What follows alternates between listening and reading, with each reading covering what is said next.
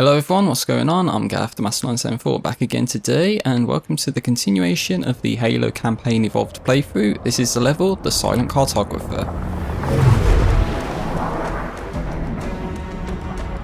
The Covenant believe that what they call the Silent Cartographer is somewhere under this island. The Cartographer is a map room that will lead us to Halo's control center.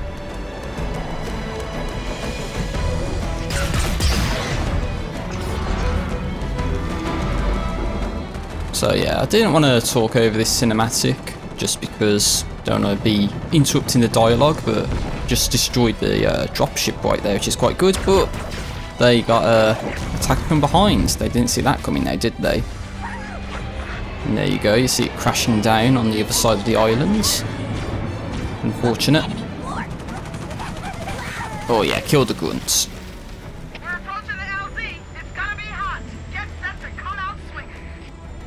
Alright, and here we go. This is where we begin the mission proper. And I can begin the commentary proper. So, yeah, as per usual, my perspective's on the top, my brother is on the bottom. And it's time to storm the beach and kill the Covenant. So, I just wanted to start this commentary off by giving an update on where me and my brother are at with this. And also giving a minor correction to something I would have said in one of the previous parts. I don't know which one. But, at this point in time, doing the audio commentary, me and my brother have actually completed the entire campaign.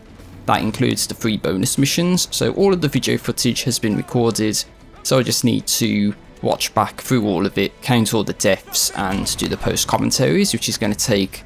it's going to take hours, unfortunately. It's going to take a while to do, but, you know, that's what I've elected to do for this playthrough, so that's what's going to end up happening.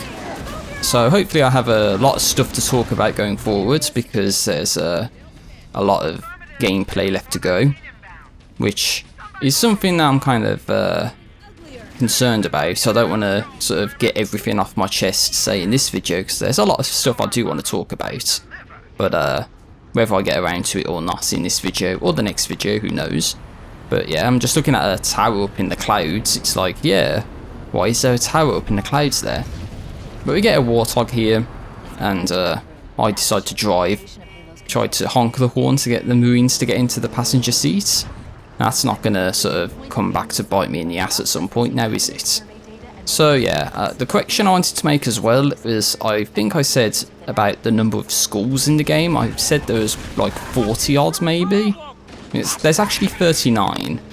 So... yeah, I think that's 3 per level for the 13 campaign missions, sums up to 39. So, yeah. Unfortunately, at this point in time, we actually haven't found a single school yet. So, even though we are trying to keep an eye out as best we can, we're just not having any luck finding the schools, which is rather unfortunate.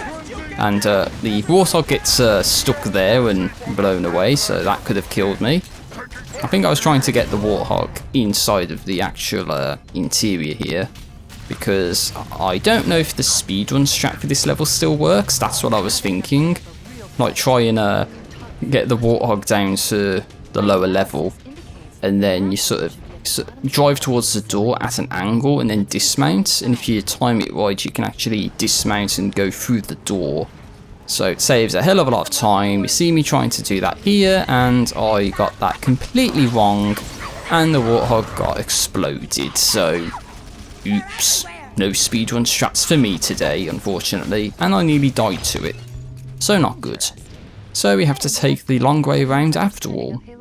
So yeah, things I wanted to talk about at the time of this video, sort of post-commentary. It is the 11th of August 2026. And something that I didn't know, which I only found out about a few days ago, is that tomorrow, August 12th, there's actually going to be a solar eclipse. And not only that, but it's actually going to be like 90% visible from the United Kingdom. So I live in the UK, and we don't really get solar eclipses here.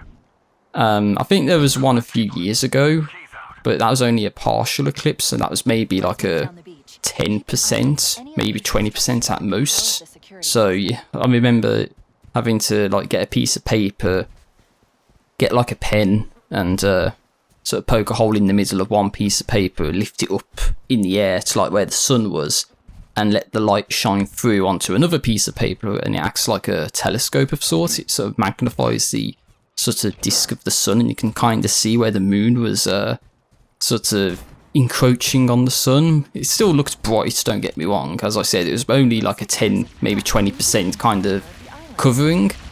But apparently the one that's happening on the 12th of August 2026 is going to be one where you get like 90% at least coverage that's visible in the UK. So I would expect to see things go dark, and I would expect that you can actually look up at the sun and see, you know, like the moon is gonna sort of encroach on it very visibly. So very surprising. You don't really get that happening here, and I think from what I saw as well, it's going to be the most sort of close to 100% solar eclipse we've had since 1999. So the most visible one that I've had in my lifetime, at least living in Britain. Now, as you see, there's going to be a transition here, because I thought there was going to be something over where I was driving, but as it turns out, there actually wasn't. You're not going to get that until a little bit later. So I've trimmed about 25 seconds off the video footage there, just to, you know, save us a lot of time in the long run, in the grand scheme of things. But yeah, I just wanted to point that little transition out, because this is where we're supposed to go. And yeah. So yeah, solar eclipse coming. So hopefully I can do a video about it, maybe. Like, I low-key don't want to be doxing myself by, you know, doing a video recording of where I am. So I'll see what I can do if the weather's nice, which it should be. Because also, apparently, we're in the 5th heat wave of 2026 in Britain. And it's like, yeah, 5 heat waves. It's been a warm summer. And I think that's partly been why I've not done so many videos as I would have wanted, because, you know, I don't want to be doing stuff when it's hot. But anyway, yeah, we're trying to take out the hunters. I'm trying to, oh yeah, James is dead. Just trying to get around the back to hit him once in the back with the Magnum, because that's supposed to be a one-hit kill. So I'm trying to base the hunter here, trying to get that shot in the back. It's not really working, so I stick him in the balls with a grenade, blow him up. That allows my brother to respawn. And we probably used up all the overshields that the game gave us there, which is just awesome, isn't it? So anyway, I'm going to stop talking about the solar eclipse stuff now. Maybe in a future part I can tell you how it went. If there's any sort of important things to note if I go blind, because that's apparently a risk. Bearing in mind you are like looking at the sun. Even with stuff like sunglasses on, you're just not going to do your eyes any good. So I'm going to have to try and figure out some way to be able to look at it. Maybe get some video footage of it on my phone and just, you know, potentially do a video about it maybe. Because it is something that is, as I said, something that doesn't happen very often. It's like a once in, well, it's happened once in my lifetime already. So anyway, moving on. One of the things I wanted to talk about as well was actually a funny moment from just IRL, because my brother likes to watch a lot of YouTube stuff. Doesn't do a lot of YouTube content, mind you, but yeah, he watches a ton of YouTube stuff, and I shit you not, I was just walking in on him watching a video, and it was someone playing PES, I think it was. It's like an old football game from like the early 2000s. And it's showing the goalkeeper like in the back of the net, like grabbing on the net, and then he turns around, like walks towards the goal line, and he's just looking like, well, what the hell's going on? And that's as the enemy team, like the opposing team, shoots and scores, and he's just like completely distracted by something. Like, there's no reason for it. So, and I think that was the guy's goalkeeper as well. Like, he's in the back of the net, like actually clinging to the net. Then turns around, and that's while the ball is in their half that they're supposed to be defending. It was so strange and so weird, but so hilarious at the same time. I hiccuped a couple of times at it. It was just like really, really stupid and funny. But I wanted to talk about that. Anyway, I think my brother was talking about the bandana skull being around here, because I believe it was around here in Halo Combat Evolved Anniversary, and by looking around we found a terminal. So yeah, we actually found one of them. Very nice. But I believe there's going to be a minor cutscene around here, so I think me and my brother were debating whether to actually sort of go for that skull if it was there. Based off of our experience so far, the skull's not going to be around here, so I think we decided to leave it and just carry on with the cutscene. So, actually, I think the cutscene I'm talking about is a little later, but yeah, we get a sword elite where we just came from, so that's a little foreshadowing for later. But, yeah, okay, so that just shows us at the door back to where we were, where I tried to get the Warthog, do the Warthog dismount, where it blew up. That's open now, so we can go down that way. So, when I said earlier about the transition, that was because I went somewhere expecting there to be something and it wasn't there. Well, as it turns out, it's supposed to be this pelican that is crashing. So you're supposed to go to this point to essentially spawn in the pelican and the resources that it drops. So you see us go out here, and I think I choose to just like drop down to the side here immediately. So I see there's an overshield there. We've both got our overshields. We don't use one and pick it up, so I just sort of drop down here, and if I look to my left, hopefully anytime now, because the right's where we're supposed to be going. But yeah, after the left there, that was what I was looking for. It was the downed pelican that had all of the weapons, which, come to think about it, where was the pelican that apparently crashed during the start of the mission, like in the cutscene? Because I thought it would have been here, and that's why I went here, but apparently it's not here, so don't know what's going on with that. But we get rockets, so I, elect to take the rockets. See if my brother's going to take a rocket launcher. He is. Seemed to violate his Covenant weapon only run just to take the rockets here. But I think there was some jackals up top. That's why I was kind of keeping an eye out. All grunts, I don't know. Thinking about it, but I think we ultimately decided just get in and drive. Gotta get to the control room at this point, so, or the map room or whatever. So it's a bit of a bumpy ride. So yeah, gotta get there without dismounting the Warthog. So yeah, another thing I'm gonna talk about in this playthrough part was actually something that my brother said to me that could make stuff like Legendary All Scores On pretty, well, I'll say pretty easy. Easier than it should be. And apparently, don't know if it's a bug or a glitch or an intended feature, but you can actually put on stuff like damage resistance and increased shield recharge rate and even bottomless clip for your equipped weapon to carry that into stuff like Legendary All Scores On or the remixed campaign, and it actually counts towards the achievement progress, even though you would expect stuff like that to actually disable the achievements and achievement progress, but apparently it counts.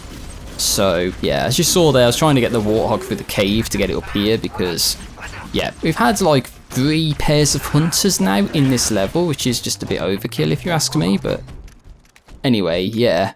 So I think what me and my brother are going to do at some point is go back through to the remix campaign, because one thing you need to know about it is you need to get 3 skulls in the campaign.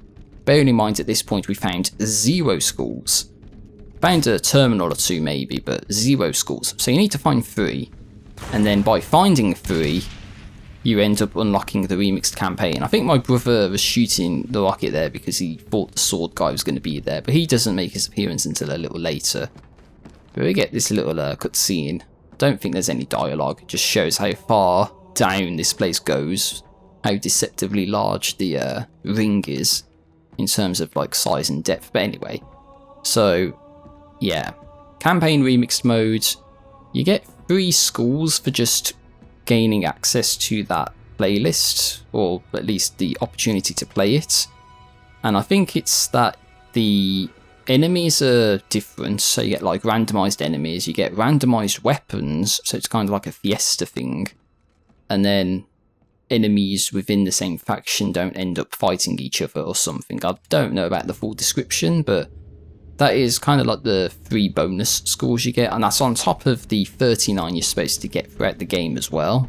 Don't know if legendary all scores on means you need to have all 42 scores on, and I think from what my brother said, you actually have to find them all throughout the game first before you even do it. So anyway, the point is, I was going to suggest to my brother that we do an all schools, all terminals run by just looking for guides, find out where they all are, get everything, to then try and, you know, unlock all the achievements or whatever for the game, and then maybe by myself or maybe with the help of my brother do legendary all scores on, but with the sort of the damage preset stuff that you could do to actually make your life a hell of a lot easier.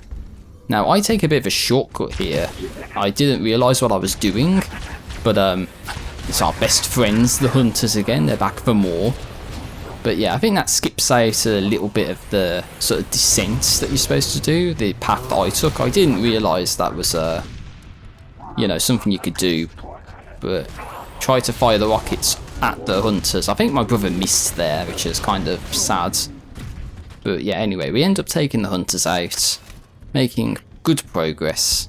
So we just need to reach the bottom to find the control room of the map room, to then be able to find where the control room is of the control room's control room to attack it. It makes perfect sense, doesn't it? So let us, you know, keep going. So yeah, just wanted to talk about that stuff. So yeah, remix campaign with the damage preset, see if that still works. And apparently if it doesn't, you just need to go to the Pillar of Autumn, collect the first skull, and it ends up sort of, well, it keeps track of your progress, so that kind of may help. And apparently for doing the entire sort of remix campaign without dying, it's on a per mission basis. So you don't have to do the whole campaign in one go without dying, you just have to beat each individual level without dying. And I think that's each of the 13 missions in the game as well. So as long as you do it without dying, then there's an achievement for that. So I think that's the sort of stuff me and my brother are going to try and do. See if it works, see how well it goes. And yeah, my ideal goal is to try and 100% this game, because I don't think there's going to be any DLCs or anything. I don't think there should be. I don't think there should be any multiplayer or anything. I think it should just be the campaign stuff that you get now, and that's it. But yeah, don't really have anything else to say now. I think I said everything I wanted to. Just the solar eclipse stuff and the legendary all schools on and the remix campaign stuff, and my brother watching some guy play a football game and his goalkeeper's trolling him, being a sabotage kind of guy, a saboteur. But yeah, again, this is just another part where we do some more sort of exploring around the area, thinking there's going to be a skull or something, and obviously there isn't. So this is where the cutscene is. I'm just going to shut up for a second while we let this play out. What we came for. Analyzing.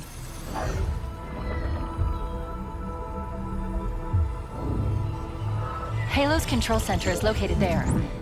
That structure appears to be some sort of temple.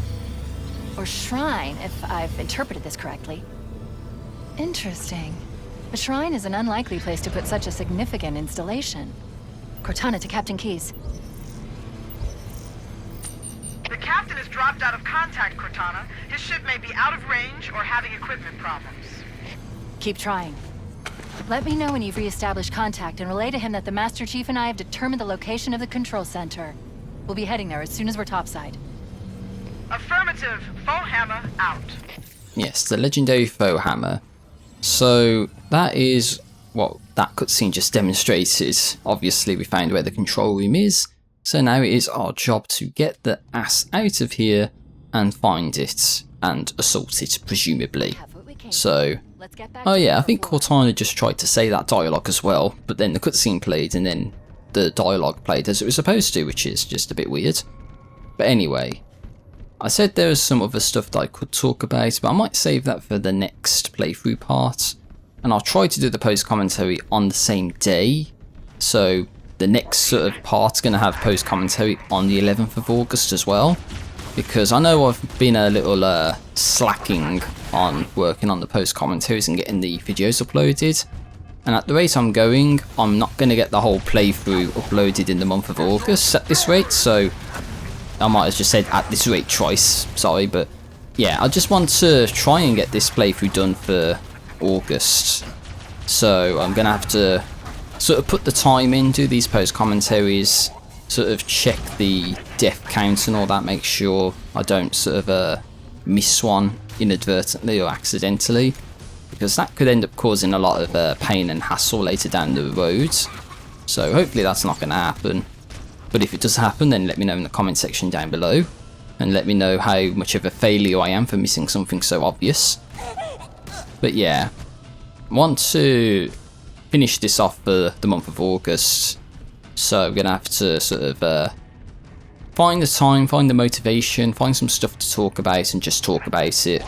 And hopefully this is entertaining or interesting, watchable, or whatever the case might be.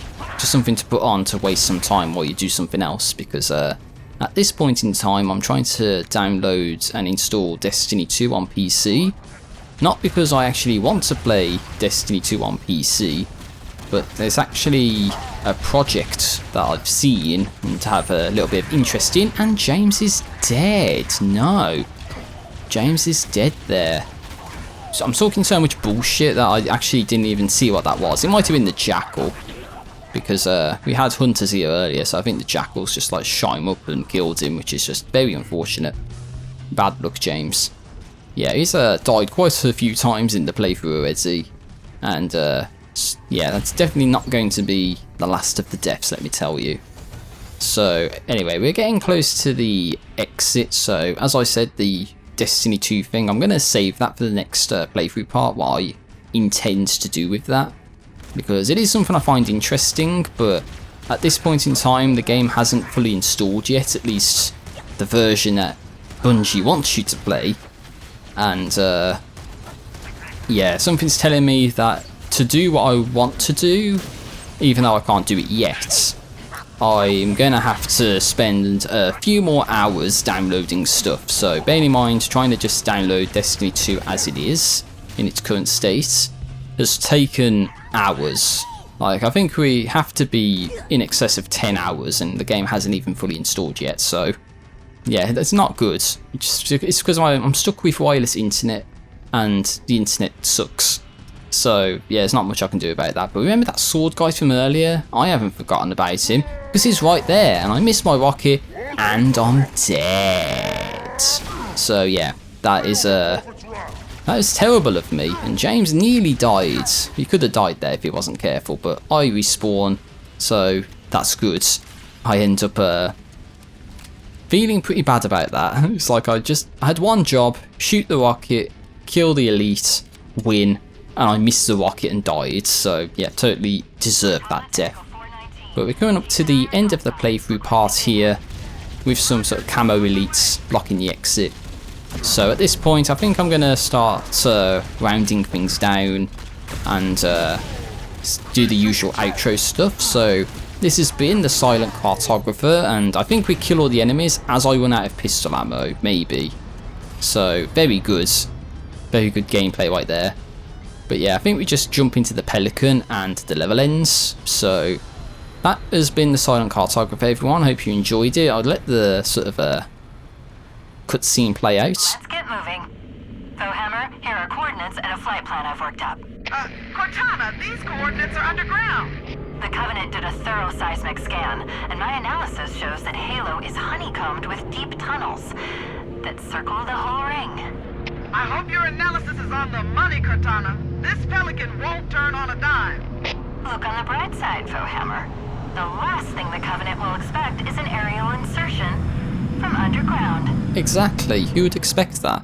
But that has been the Silent Cartographer, everyone. Thank you for watching. I just got the achievement for beating the level. See you next time for the next part. Take care there, peace out, see you later, and have a great day. Thanks for watching.